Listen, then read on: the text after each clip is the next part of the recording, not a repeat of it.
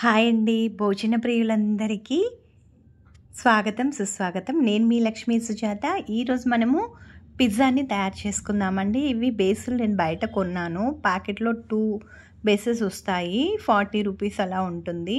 ముందుగా దాన్ని తీసుకొని ఇలా ఘాట్లయితే పెట్టేసుకోవాలండి.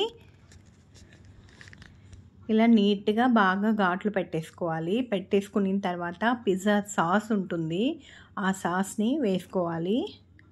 నేను ఇక్కడ 2 టైప్స్ ఆఫ్ పిజ్జా సాస్ని వాడుతున్నాను.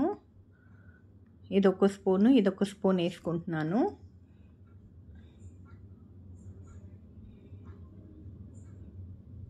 ఈ 2 వేసుకొని బాగా మొత్తం మిక్స్ చేసి బాగా రాసేయాలి. దీనికి బేస్కి మొత్తానికి రాసేయాలి. తర్వాత నేను ఇక్కడ ఏమేమి తీసుకున్నాను, పన్నీర్ తీసుకున్నాను, బేబీ కార్న్స్ తీసుకున్నాను, అలాగే మష్రూమ్ తీసుకున్నాను, క్యాప్సికము, ఆనియను, టొమాటో ఇవన్నీ తీసుకున్నాను. అలాగే స్వీట్ కార్న్ కూడా తీసుకున్నానండి. అవన్నీ కూడా నేను ఇప్పుడు ఇక్కడ సెట్ చేస్తాను. ఇలా రాసేసాం కదా, ఇప్పుడు 1 బై 1 అన్నీ వేసేసుకోవాలి. ఇది వచ్చేసి ఒరిగానో పౌడర్ ఉంటుంది కదా, ఆ పౌడర్ అనమాట. మీకు ఏ ఫ్లేవర్ అందుబాటులో ఉంటే అది వేసుకోండి. చిల్లీ ఫ్లేక్స్ అనమాట. ఇవి నేను ఇంట్లోనే మిక్సీ పట్టుకున్నాను, ఈ చిల్లీ ఫ్లేక్స్ అనేవి. ఇప్పుడు ఇలా క్యాప్సికము, పన్నీరు, ఇది బేబీ కార్న్ అండి.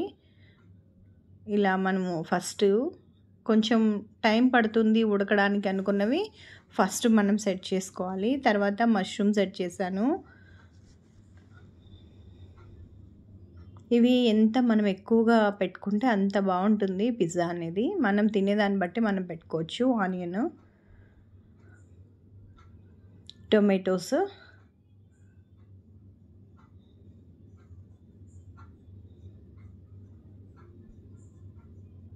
ఇప్పుడు పన్నీరు,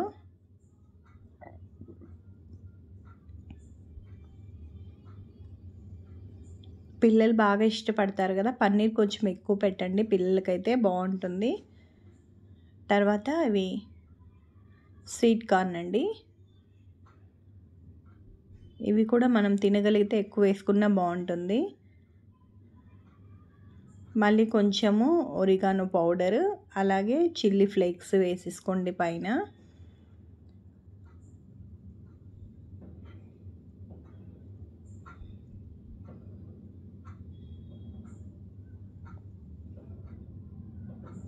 ఇప్పుడు మెయిన్ చీజ్ వేసుకోవాలి. ఈ చీజ్ ఇలా తురిమే ఉంటుందండి, కాకపోతే నేను డీప్ ఫ్రీజర్లోంచి బయట పెట్టకపోవడం వలన కొంచెం గడ్డ కట్టింది. దానికోసం నేను ఇప్పుడు దాన్ని తీసి వేస్తున్నాను. ఇలా వేసుకోవాలి.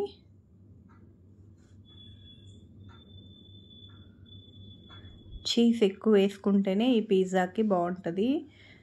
పైగా పిల్లలు కూడా ఇష్టంగా తింటారు. పిల్లలే కాదండి, పెద్దవాళ్ళు కూడా ఇష్టంగా తింటారు. కొంచెం చీజ్ ఎక్కువే వేసుకోండి. ఇలా ఒక నాన్ స్టిక్ ప్యాను, లేకపోతే మనము దోశలు పోసుకునే ప్యాన్ అయినా పర్లేదండి, ఏదైనా పర్లేదు, దాంట్లో అయినా పెట్టండి.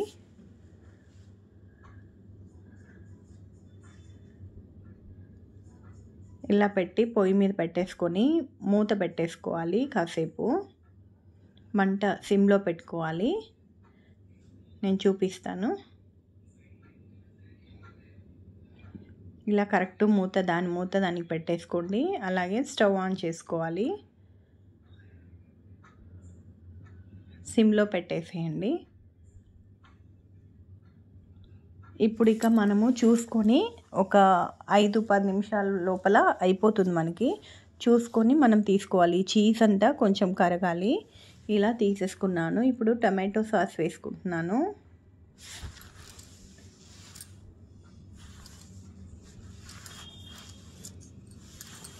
ఇప్పుడు దీన్ని కట్ చేద్దాం.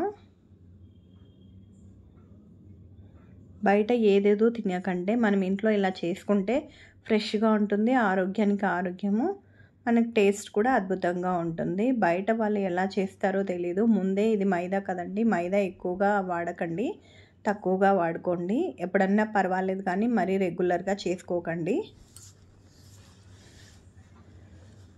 ఇంతేనండి. నచ్చినట్లయితే మీకు ఈ పిజ్జా మీరు కూడా ట్రై చేయండి.